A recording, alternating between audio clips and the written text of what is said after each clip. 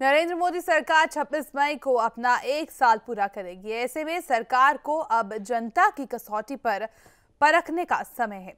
इसके लिए किए गए एक सर्वेक्षण में सामने आया है कि अधिकतर लोग मोदी सरकार के कामकाज से खुश हैं।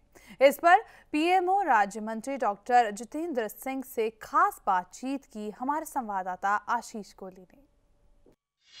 हमारे साथ इस टाइम डॉक्टर जितेंद्र सिंह, आइए उनसे बात करें। डॉक्टर साहब, 1 साल पूरा होने जा रहा है सेंटर में बीजेपी सरकार का, तो क्या क्या उपलब्धियां रही इस कार्यालय में?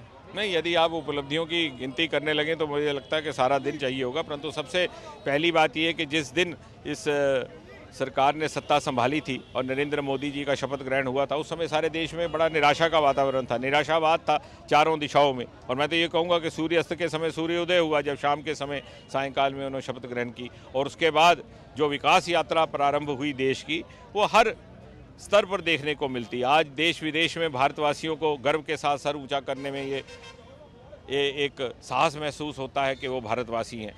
हर देश भारत के प्रति हसरत भरी निगाह से देख रहा है, उन्हें लगता है कि उभरती हुई शक्ति है। हमारी क्षमता हर पहलू में, यदि आप पड़ोसियों की सहायता सहयोग करने के विषय को देखें तो हाल ही में आए हुए भूकंप के बाद जिस प्रकार से नेपाल में सहायता उपलब्ध करवाई गई, और नेपाल के प्रधानमंत्री स्वयं स्वीकार करते हैं कि वो नेपाल से बाहर थे, उन्हें नेपाल के भूकंप की जानकारी प्राप्त होती है श्री नरेंद्र मोदी जी के ट्वीट द्वारा।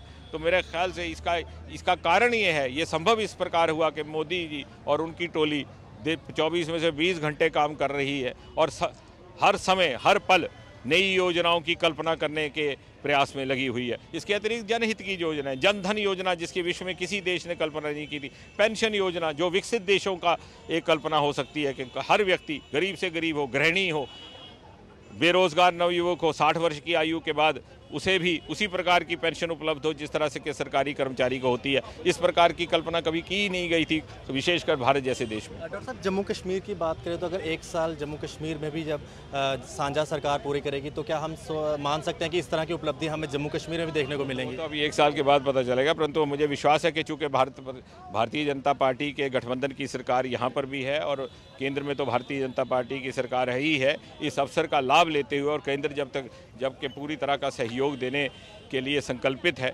यहाँ की सरकार भी इसका लाभ लेते हुए प्रदेश जम्मू कश्मीर के विकास के लिए और संतुलित विकास जिसमें हर क्षेत्र का विकास हो, जम्मू लद्दाख और कश्मीर का, उसके लिए अपने संकल्प पर पूरा उतरने में सफल रहेगी। ये थे डॉक्टर जितेंद्र सिंह जिनसे अब हमने बात की है और उन्होंने ये साफ कर दिया है कि 1 साल पूरा होने जा रहा है मोदी सरकार का और काफ़ी सारी उपलब्धियां उन्होंने इस कार्यालय में की हैं। Ashish Kohli, day and night news, Jammu से। खबरों की दुनिया में आइए, हमारे साथ कहीं भी और कभी भी जुड़िए। हम मिलेंगे फेसबुक पर, हम दिखेंगे यूट्यूब पर, हमें फॉलो कीजिए ट्विटर पर।